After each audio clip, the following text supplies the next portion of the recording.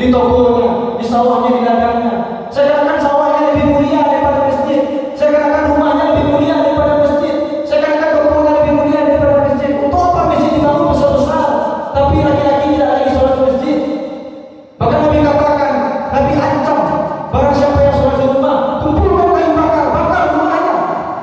Nabi perintahkan wahai sahabat, kumpulkan kayu bakar bagi laki-laki yang sholat di masjid. Bahkan Nabi katakan, barang siapa yang mendengar azan, dia tidak mau memilih panggilan azan, maka lebih baik dibuangkan timah panas ke telinganya. Bahkan seorang Yahudi tua yang buta mengadu kepada Nabi, wahai Rasulullah, saya sudah tua, saya sudah buta, saya tidak bisa lagi ke masjid. Bagaimana caranya? Apakah kamu mendengar panggilan azan? Betul. Maka ulurkan tali dari rumahmu ke masjid, maka peganglah tali itu sampai kau ke masjid. Beginilah pentingnya sunnah dalam sholat berjamaah. Hari ini betapa banyak manusia meninggalkan sholat berjamaah. Bukan berjamaah, meninggalkan sholat. Sholat itu tiang agama. Barang siapa yang meninggalkan sholat, berarti dia meruntuhkan agama. Ketika kita silaturahmi ke masjid, kita tanya ke pasar, wahai saudaraku, kamu lagi ngapain? Oh, saya lagi bermuamalah. Oh, ini kan ibadah, betul ibadah. Tapi ketika azan dikumandangkan, kenapa kamu tidak datang ke masjid? Kenapa kamu tidak sholat? Ini bukan ibadah lagi, ini nafsu namanya. Sholat ini tiang agama. Amalan yang pertama kali dihisab di kubur nanti adalah sholat. Apabila sholat sesuatu baik, di pada masa-masa seluruh amalannya akan menjadi baik. Sholat ini ibarat kepala dalam badan. Carilah pertolongan Allah dengan sabar dan sholat. Sholat ini perintah yang Allah, yang Nabi Rasul SAW menyebutnya.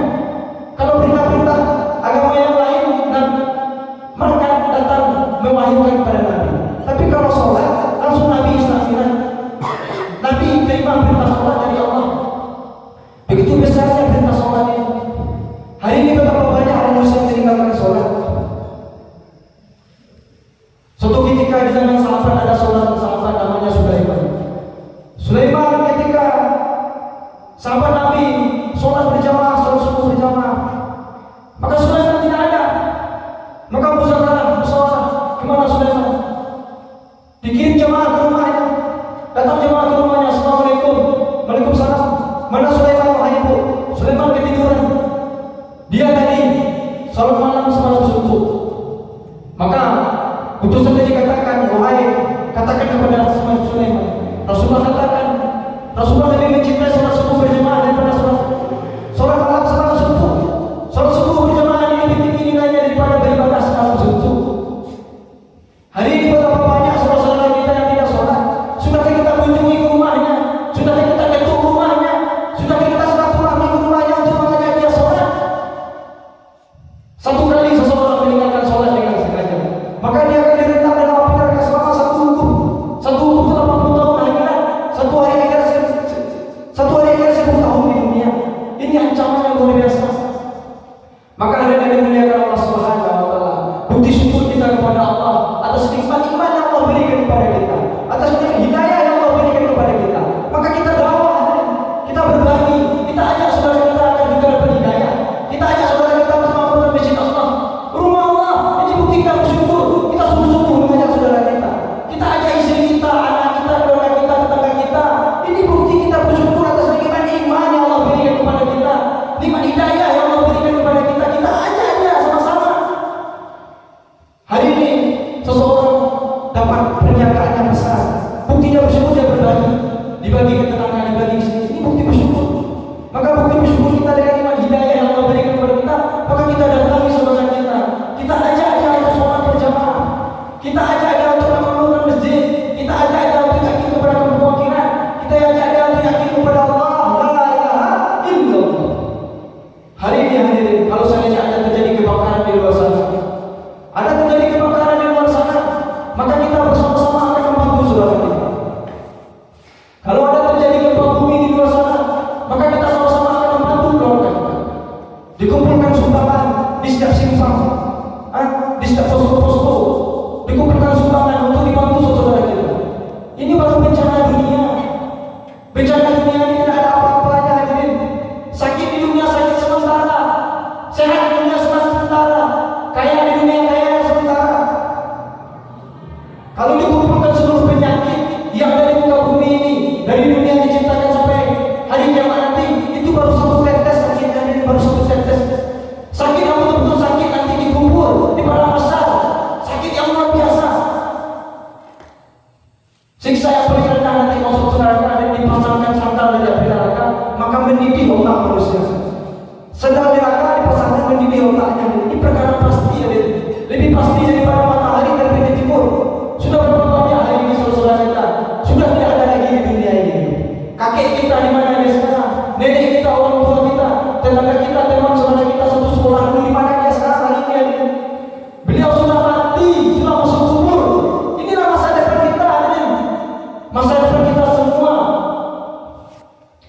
yang dimuliakan Allah SWT, penting kita utamakan sholat kita hadirin. Penting kita utamakan sholat kita, karena sholatnya adalah tiang dari seluruh kebaikan, tiang dari agama. Maka bukti kita risau, bukti kita kasihan kepada saudara kita hadirin, maka kita ajak dia. Kita ajak dia dengan lemah lembut.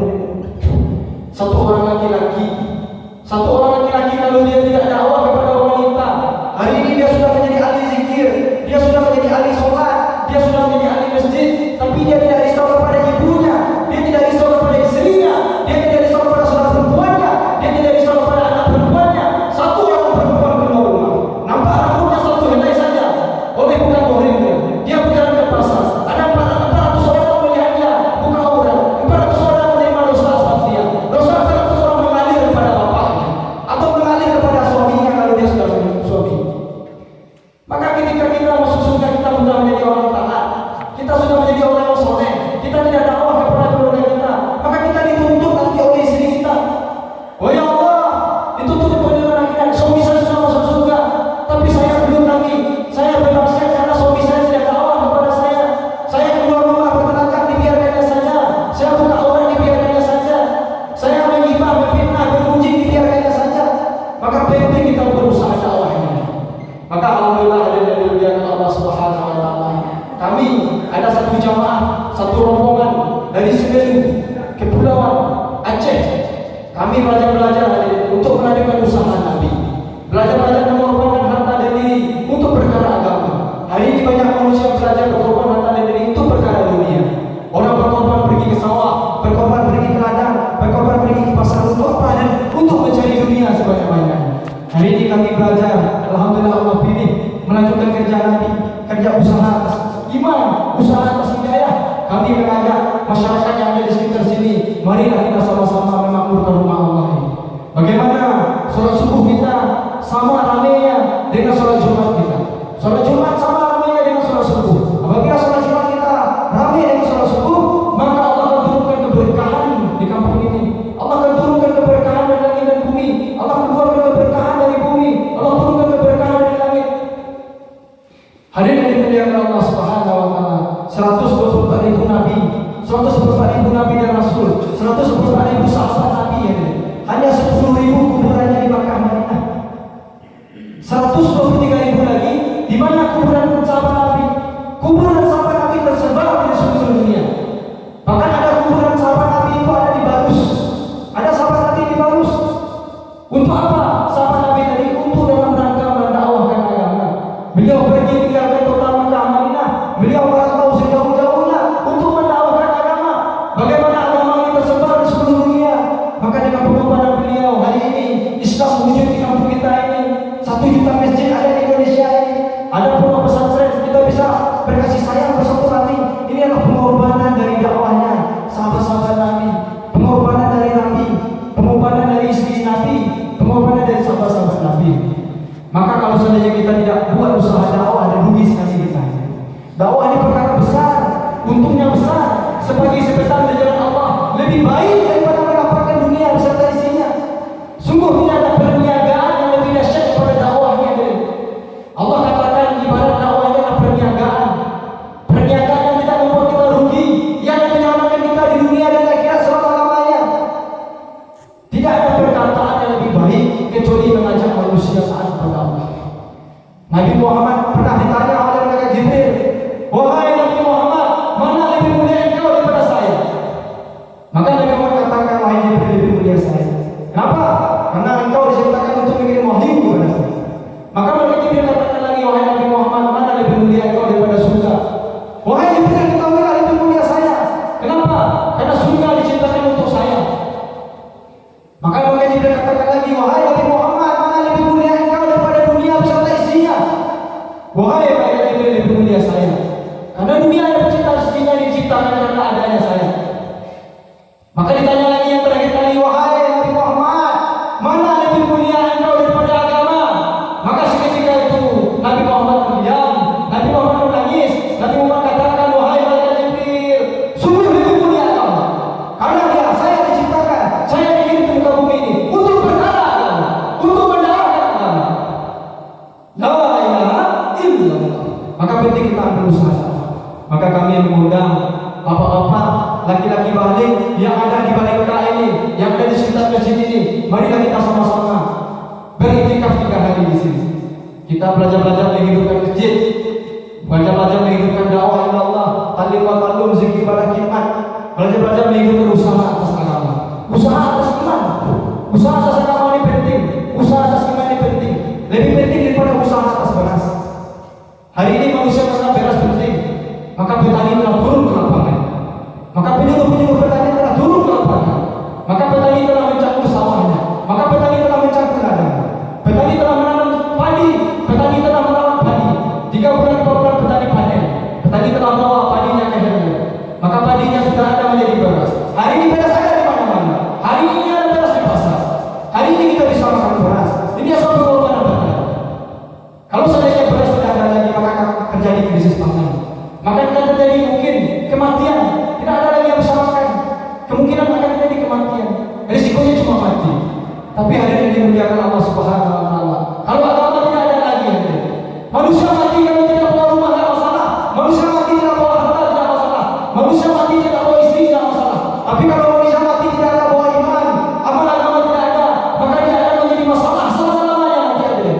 Satu orang mati tanpa iman akan kekal di neraka selama-lamanya. Maka hadirin yang dimuliakan Allah Subhanahu wa taala, marilah kita sama-sama ambil peluang usaha dakwah ini.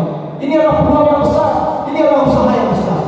Dengan cara bagaimana hadirin? Dengan cara kita beriktikaf sama-sama 3 hari di sini. Insyaallah kita sama-sama niat katakan. Insyaallah. Banyak maaf, subhanallah wa bihamdihi, subhanallah